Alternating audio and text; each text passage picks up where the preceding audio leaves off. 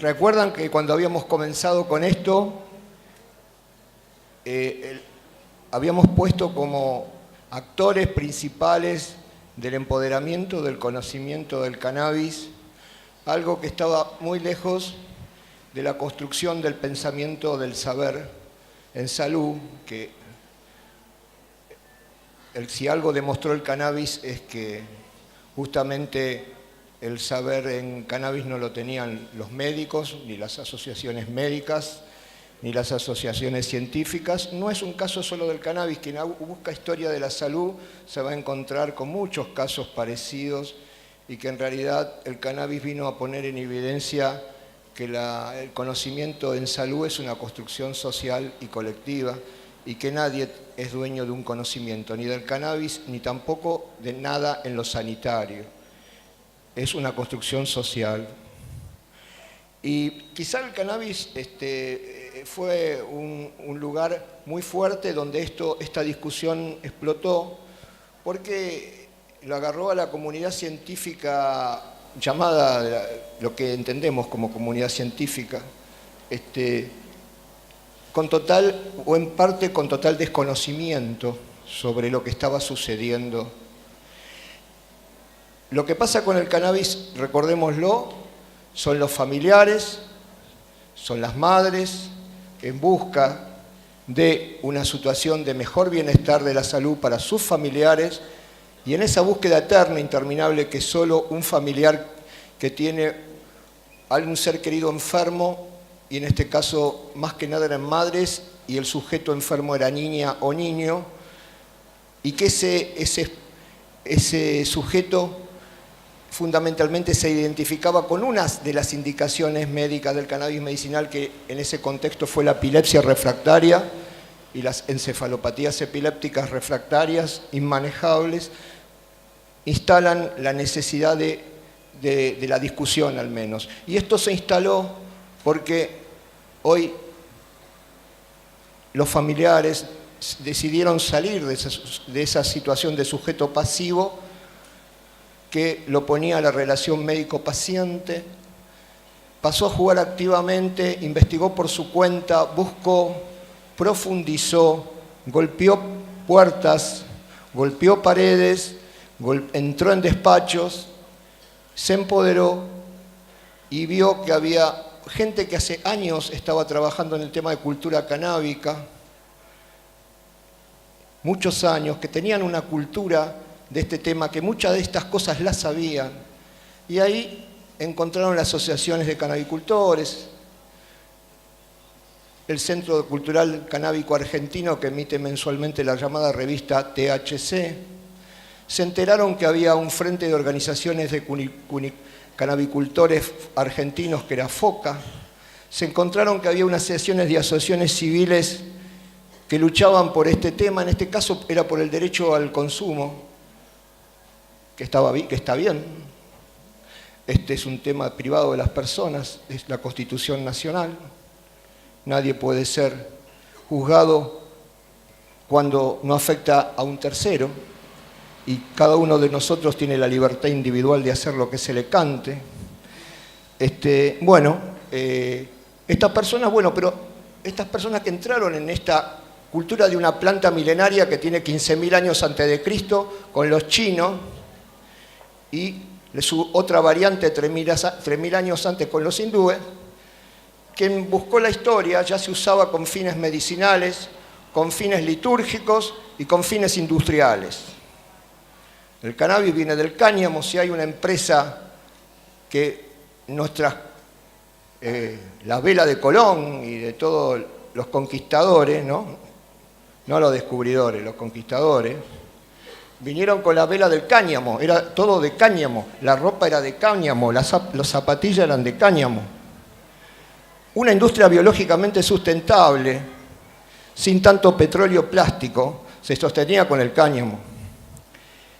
Y vale un poquito hacer de historia como viene esta historia, porque la industria del cáñamo era muy importante. No casual, un tal Manuel Belgrano dijo: industrializar la tierra Y era un fisiócrata, ¿no? Porque decía que la riqueza radicaba en la tierra, pero que la tierra sola, sin el asistente de la bondad de la industria, jamás iba a poder por sí sola generar el bienestar general. Y la señora industria tenía que ir en su auxilio. Eso diría el general Manuel Belgrano. ¿Y qué dijo Manuel Belgrano? Cáñamo para la victoria.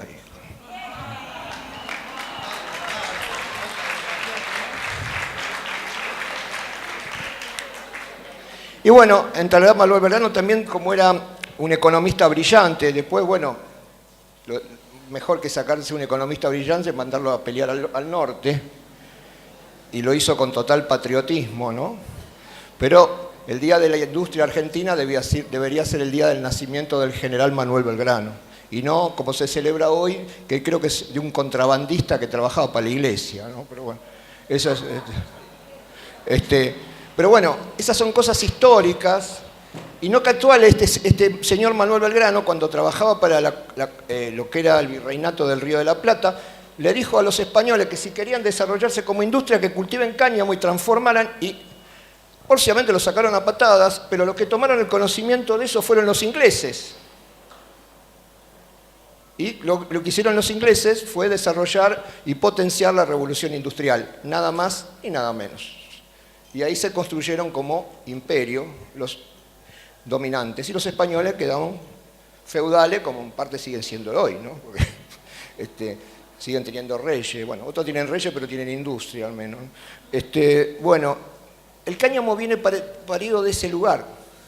Y realmente ecológicamente, porque puede ser combustibles, ecológicamente sustentable, puede producir energía, puede producir una industria textil muy, muy rica.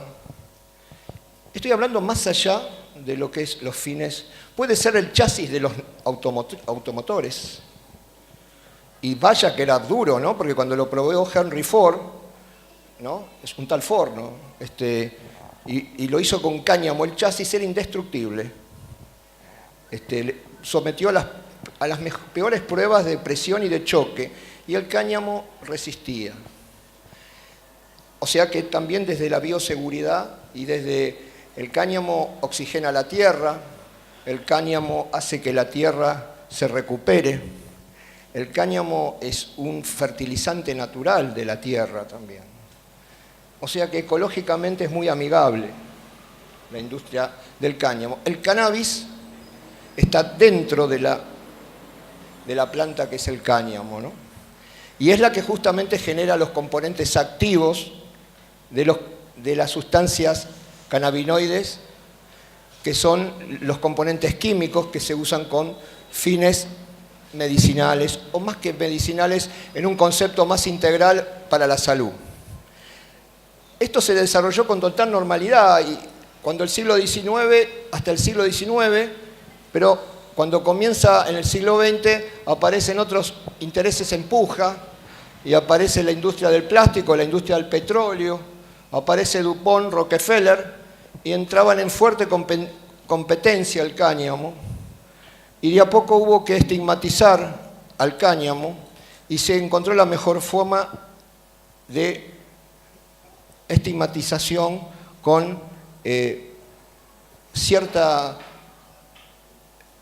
construcción mediática, cultural, sobre lo que era el cannabis, ¿no? Se lo emparentó con la locura, se lo emparentó con las peores situaciones psiquiátricas que podía llevar una persona que consumiera, y con una fuerte construcción de disciplinamiento social para penetración cultural, y especialmente de los países del norte sobre América Latina. Así fue el cáñamo, que el cannabis, la marihuana, fue desplazándose, y con ello el cáñamo también, y aparece el petróleo, aparece el plástico, aparece la nafta, aparece toda esa cosa que la verdad la estamos pagando bastante caro en el siglo XXI, sobre las consecuencias ecológicas que eso está sucediendo. Y después, pero con esa cuestión, era una planta muy rica desde los principios activos que tenía. Obviamente hay aspectos de la ciencia que siguen su desarrollo más allá de las marginaciones y se descubre a fines del siglo XX el THC como molécula, que es el tetrahidrocannabinol, que es el componente canábico más fuerte. Y después se descubre otro, que es el cannabidiol. Así aparecen las dos variedades más fuertes de la industria del cannabis, ¿no es cierto? Que la variante sativa, que tenía que ver con el THC dominante, la variante índica, que tenía que tener que ver el CBD. Pero eso también tiene su explicación. ¿Por qué la cultura china adoptó el THC? Porque respondía a su necesidad de estar en contacto con la liturgia religiosa. Entonces necesitaba una sustancia que, sin perder el estado de conciencia, sin perder el juicio, los reforzara en la percepción de las cosas. Tetrahidrocannabinol. Y sabemos hoy que el tetrahidrocannabinol viene asociado con todos los componentes canábicos. Nunca hay uno solo que actúan los 100 y pico de canábicos que tiene la planta. En la India apareció un cannabis, pero era un cannabis que tenía que ver más con la relajación, con la contemplación interna, que obedece a la cultura hindú. Y ahí vieron que aparece el CBD, justamente, que es el cannabidiol, que tiene que ver más con las necesidades de esa cultura. Hoy, a 2018 de esa historia, en realidad lo que predominan hoy son los híbridos, las cruzas genéticas de las plantas de sativa, THC China, las variantes de la índica, CBD, de ese gran país, ¿no? Y hoy hablamos de híbridos porque son cruzas y hay más de 5.000 genéticas de cruzas. Y llegamos así a toda esa historia que en la década del 60 aparecen las sustancias que, según la Organización Mundial de la Salud y la OPS, debían ser prohibidas, ¿no? Que eran potencialmente tóxicas para las personas, que eran potencialmente dañinas y peligrosas.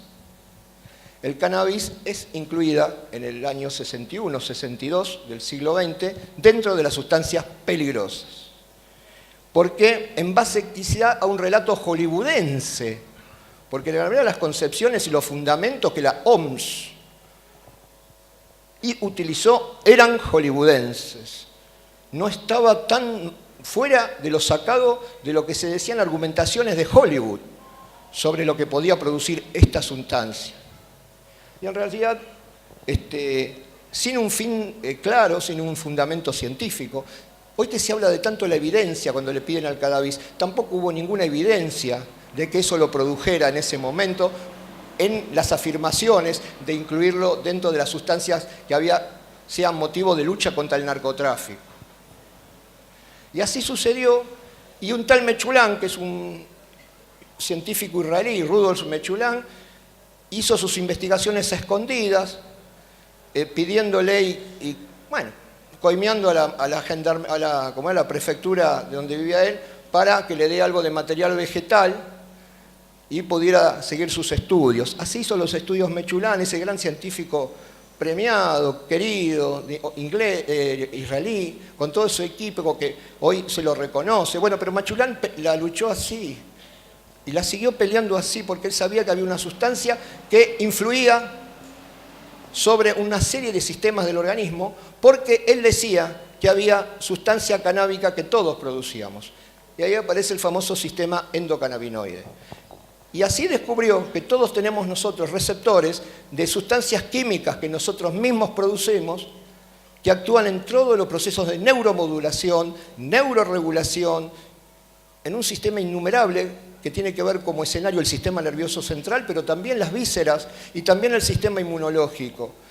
Y ahí se explica la riqueza de las aplicaciones medicinales que en las anteriores charlas hemos hablado, sobre la riqueza de las aplicaciones medicinales, que, ¿se acuerdan?, iba desde el dolor hasta los trastornos del sistema nervioso, desde epilepsia, demencias, autismo, cuadros psiquiátricos severos, trastornos de ansiedad y angustia, shock postraumático, shock en situaciones de postrauma de accidentes, de situaciones de violencia, los veteranos de guerra, los trastornos de ansiedad grave, el autismo disruptivo, la epilepsia refractaria, las enfermedades inmunomediadas, las enfermedades graves intestinales con gran inflamación, como es el Crohn, la colitis ulcerosa, la fibromialgia andolor, el glaucoma, la diabetes, el síndrome metabólico, son todas neuroprotección en accidentes cerebrovasculares. Es mucha, y estas son algunas nada más, de una cantidad de bondades. Sin duda, un aliado enorme para pelearle a una enfermedad terminal como el cáncer y en la mejora de la calidad de vida. Todos los que pelean en el tema de cannabis es mejoramiento de la calidad de vida, pero aún merece ser investigada porque sabemos que es antitumoral, sabemos que es antiproliferativa, que mejora y no solo está en lo paliativo, porque habría que investigar porque tiene efectos curativos y hablamos de remisión de tumores con cannabis. Entonces, esto hay que ser muy cuidadoso, no hay que generar falsas expectativas, pero también invitamos a que se investigue ese tema, porque nos resulta muy importante que el CBD aparece como un neuroprotector cuando en un país tenemos la mayor cantidad de mortalidad en nuestro país es de enfermedades cardiovasculares.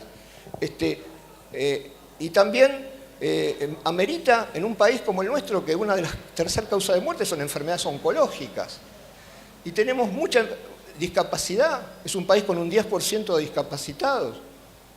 Entonces, y 10% estamos hablando de más de 4 millones de personas. Entonces, y es una sustancia que al menos científicamente no es la panacea, porque hablar de que algo que sea la panacea sería quitar seriedad al tema. Pero por lo menos es un buen aliado y un buen recurso terapéutico para mejorar la calidad de vida. Sin duda que faltan evidencias, y es lógico. ¿Cómo vamos a tener evidencia?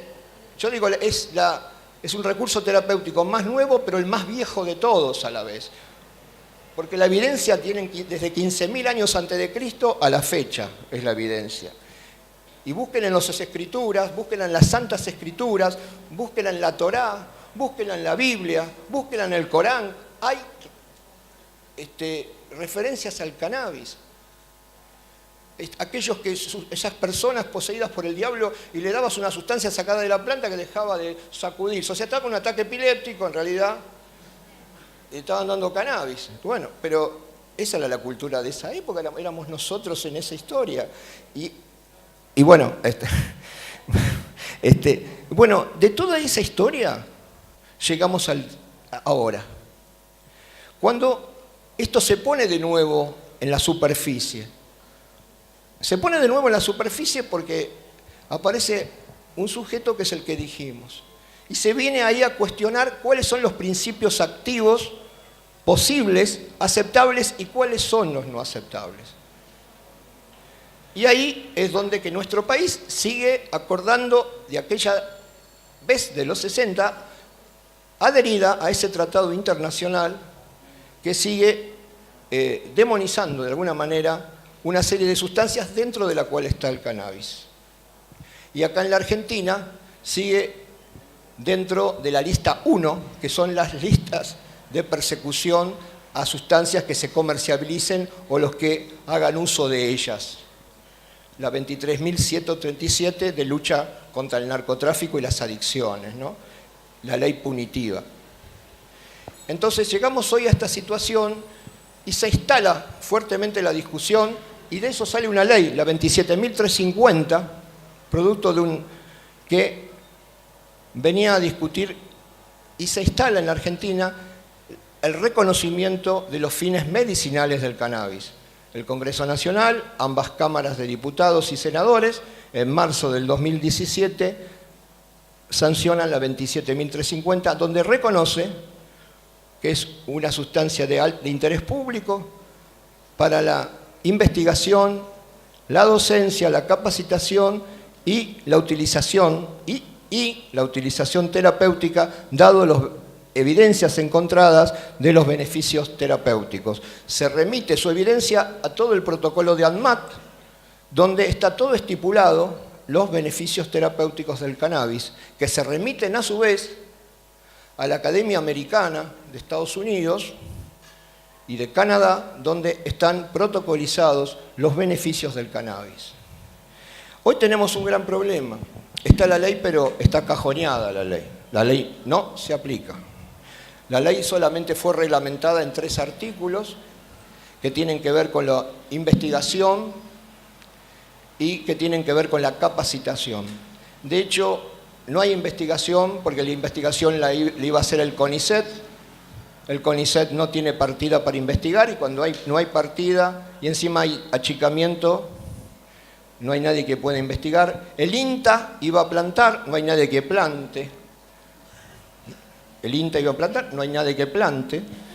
Y, digamos, la ANLAB, que era la Administración Nacional de Laboratorios Públicos, de acuerdo a la masa vegetal que la iba a entregar el INTA, iba a producir derivados del canábicos para entregar gratuitamente en los dispensarios farmacéuticos. Obviamente, esto no existe. Se crea un RECAM, que es un registro de potencial de pacientes para beneficio del cannabis. ¿10 minutos? Sí, igual. Y ese registro de cannabis, que hay 27 personas anotadas, obviamente es solo algo muy simbólico. Yo de la ley rescato el protagonismo social. Si quieren, ¿cuál es el beneficio de hoy? Que hoy estamos hablando de esto acá. Hoy, hace 4 años, era imposible hablar de esto acá. O sea, hoy se habla en los hospitales, se habla en los barrios, se habla a nivel familiar, se habla a nivel social, es común, es un tema de conversación, se saca como una soltura, pero bueno, esto es un logro social. La ley hoy está parada, no se investiga, hay protocolos de investigación que van a seguir la lógica de las corporaciones farmacéuticas, esto lo sabemos. De hecho, quieren que siga esa lógica. Y nosotros, la verdad, lo que queremos decir es que por lo menos se respete a las que empezaron con esto. Y sacando el modelo de algunos países como Canadá, reconocemos en estos 3 la necesidad de la convivencia. Sí, esa es la 27.350, un poco eso es lo que fui comentando hasta ahora. Así que pasalo. Esto es lo que dije, es impulsar la investigación médica, científica de todas las plantas de cannabis y sus derivados y crear un registro de beneficiarios de cannabis. De hecho, lo que quedó de todo esto es que la gente, para obtener un cannabis hoy, lo tiene que importar. Que solamente ese producto del cannabis tiene que tener casi puro CBD y menos de 0,2 miligramos por ciento de THC. O sea, el THC sigue como el principio activo demonizado. Esto la ley no lo dice, no habla de THC, no. Pero, y realmente para ese producto que se obtiene como uso restringido medicinal y se importa, no necesitamos la ley del cannabis porque ya está de antes. El uso compasivo de sustancias está de muchos años atrás, no necesitaba ninguna ley para eso. La ley vino para justamente generar un registro para que el Estado entregue gratis y no para que importen a $500 un goterito. Hoy esa es la realidad. Hacemos un montón de amparos, hacemos un montón de situaciones para que los seguros sociales y las obras sociales le paguen a esos pacientes. Pero ¿saben qué? Solamente está limitado a una sola, solamente limitado a una sola indicación, epilepsia refractaria. Con eso queda fuera el 88% de las indicaciones potenciales del cannabis. Por eso en Argentina no hay nadie que produzca, pero ¿quién produce en Argentina y tiene masa vegetal? Las familias y los cannabicultores. Ahora, ¿qué pasa? Los meten presos.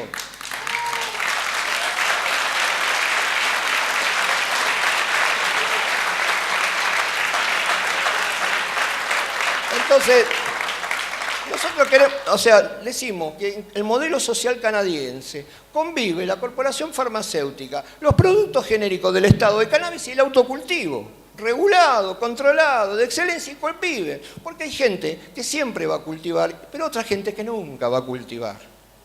Y hay gente que no va a cultivar, pero va a comprar los productos del Estado porque le cree a los productos genéricos del Estado. Y hay gente que entiende que la calidad está en la industria farmacéutica, esa cosa fantasiosa. Y bueno, pueden convivir. Nada más que vas a ganar un poquito menos, pero te pido que ganes, pero un poquito menos. Y que haya un Estado que regule y garantice la igualdad y la convivencia del autocultivo familiar regulado, legalizado y regulado, porque sí hay que regularlo, ¿por qué? Y yo lo que produce la otra señora, tengo que garantizar que sea seguro, o sea, tráeme la tierra, te la mando a investigar por la gente de la Facultad de Agronomía o la gente del INTA, porque esa tierra tiene que ser segura, libre de pesticidas y libre de agentes biológicos infectados. Y después la calidad, o sea, tener la tecnología que la tenemos, para hacer la espectrometría y ver los canábicos, la cantidad de canábicos, y eso se puede hacer tranquilamente, es muy fácil. Es muy fácil. La tecnología está en la Universidad de La Plata, está en la Universidad de Rosario, está en la Facultad de Farmacia, acá a la vuelta, acá también está, Acá el espectrofotómetro sobra, o sea, nada más que hay que comprobar los reactivos, la biblioteca de los espectros de frecuencia, ese término lo podemos determinar muy bien. Y yo creo que hay que juntar la cuna y llevársela a Burlich. Porque acá el quilombo es que me mezclan narcotráfico con salud pública. Ahí estamos en un problema. Entonces, yo creo que acá esto es lo que estoy repitiendo lo que dice ahí, así que no voy a pararme. Y la verdad, sí, porque hacer funcionar al ANLAP es muy importante. Y acá en la capital hay en distintos hospitales laboratorios de ANLAP. Está en el Borda, por ejemplo en el Durán, hay laboratorios instalados. Está el Malbrán, lo que era el ex Malbrán. Pero es tan fácil la producción de cannabis. La Facultad de Agronomía, en vez de hacer el proyecto inmobiliario que nos van a destruir y nos van a sacar el único pulmón verde que nos queda, ¿no? Porque esa es la hora. ¿Por qué no plantan cannabis, muchachos? Y proveen la materia vegetal para que nuestro laboratorio le pueda entregar a la gente gratis, como dice la 27.350.